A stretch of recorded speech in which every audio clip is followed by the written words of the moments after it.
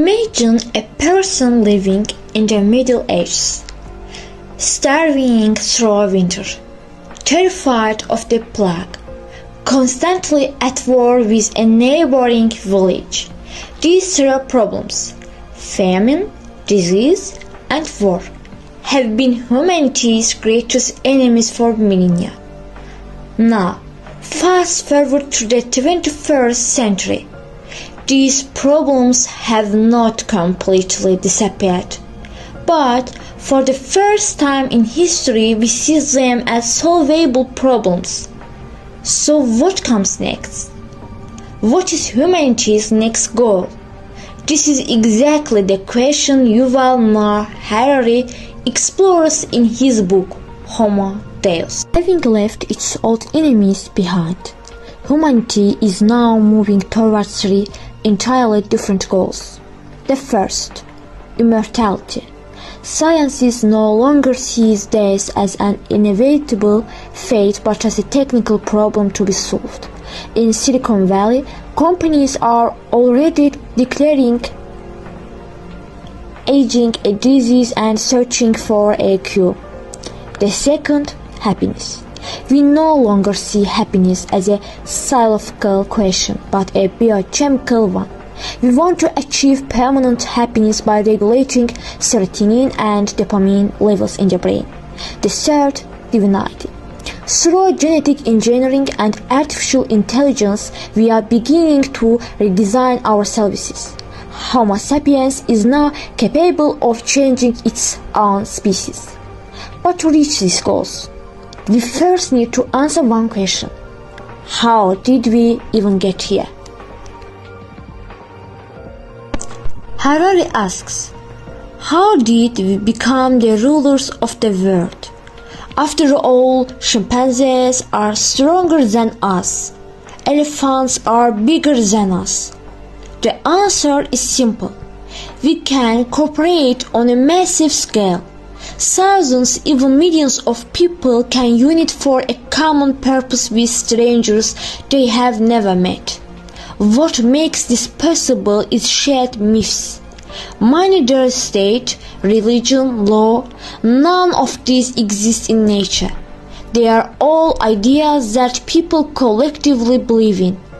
Yet this belief built pyramids, established empires, and came to govern the entire planet.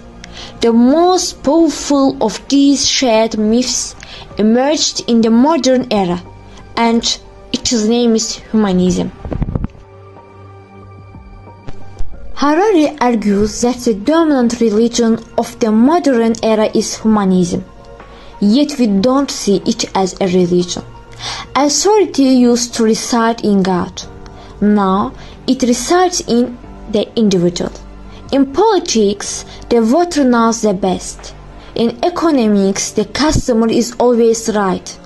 In ethics, if it feels good and harms no one, it must be right. All modern democracies, free markets, and human rights are built on this foundation. But there is a hidden contradiction within this system, and artificial intelligence is bringing it to the surface. The section is Artificial Intelligence, the End of Free Will. The foundation of liberalism is free will, but science tells us that human decisions are the result of electrochemical process in the brain. We think we are choosing, but in reality, a biological algorithm is running. If that is the case, then external algorithms can know us better than we know ourselves. Google already sometimes knows what we want better than we do. Here Harari makes a crucial point. Intelligence is a disabling from consciousness. Until now, high intelligence required human consciousness. But now, unconscious algorithms, artificial intelligence are surprising as are diagnosing diseases, making legal decisions, and managing investment. This disabling is laying the groundwork for an entirely new worldview. Harari argues that a new ideology is emerging, dataism. According to this worldview, the universe is a flow of data. What is valuable is contributing to that flow. Human feelings, desires, decisions, all of it is data. In this world, two very different groups of people will emerge. On one side, an elite that has enhanced itself through genetic engineering and technology. On the other side, a vast mass of people replaced by artificial intelligence, people the system no longer needs. Harari calls this the useless class. They won't simply be poor. They will be unnecessary. This brings us to the most fundamental question in the entire book. Harari does not give us answers in this book. He gives us questions. Are living beings truly just algorithms? Is intelligence more valuable than consciousness?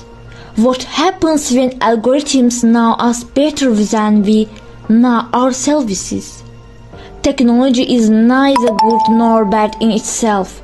The same technology can build a free society or a perfect dictatorship. The difference lies in who makes the decisions about it. Those decisions are being made right now.